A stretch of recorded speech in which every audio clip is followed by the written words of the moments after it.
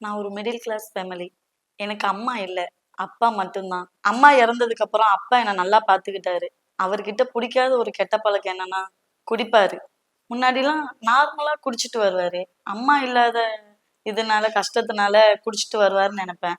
இப்போ ஒரு பொண்ணு நான் இருக்கேன்னு கூட தெரியாம அதிகமா குடிக்க அடிமை ஆயிட்டாரு. அக்கம் பக்கத்துலலாம் அங்க விழுந்து கிடக்குறாரு, இங்க விழுந்து கிடக்குறாருன்னு சொல்றப்ப எனக்கு மனசு ரொம்ப கஷ்டமா இருக்கும். நான் 10, 11 மணிக்கெல்லாம் போய் தேடி கண்டுபிடிச்சு அவர கூட்டிட்டு வருவேன். குடிக்கு ரொம்ப அடிமை ஆயிட்டாரு. இப்படிதான் ஒரு நாளு நிச்சயம் பண்றதுக்காக மாப்பிள வீட்ல இருந்து வந்தாங்க. அப்ப கூட அவர் நிதானமா இல்ல. ஃபுல்லா குடிச்சிட்டு வந்து ரொம்ப அசிங்கமாயிடுச்சு.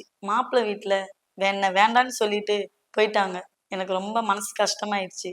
ஏன்டா நம்ம வாழ்றோம்னு நெனச்சுட்டு விரக்தியா இருந்தேன். ஒரு பொண்ணு வீட்ல இருக்கிறத மறந்து துணி விலகுறது கூட தெரியாம படுத்து கிடப்பாரு.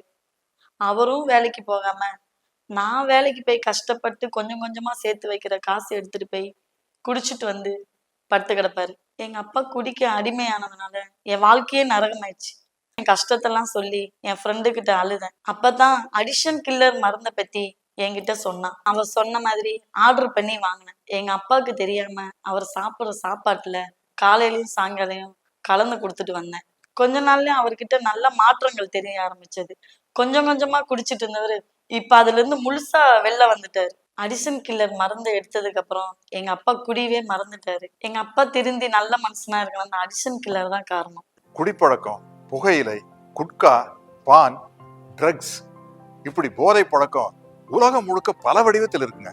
முதல்ல சாதாரணமா பார்க்கப்பட்ட இந்த பழக்கம் இப்போ ஒரு கொடிய நோயா மாறிடுச்சு. அதுதான் மறுக்க முடியாத உண்மை.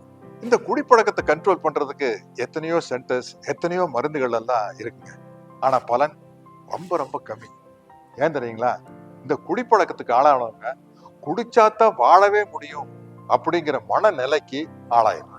குடும்பத்துல போதை பழக்கத்தினால பாதிக்கப்பட்ட அப்பா, கணவன், மகன், இப்படி எல்லாரையும் அந்த பழக்கத்திலிருந்து மீட்டெடுக்கிறதுக்காக ஆரம்பிக்கப்பட்ட ஒரு புதிய புரட்சி தான் நம்ம அடிக்ஷன் கில்லர்.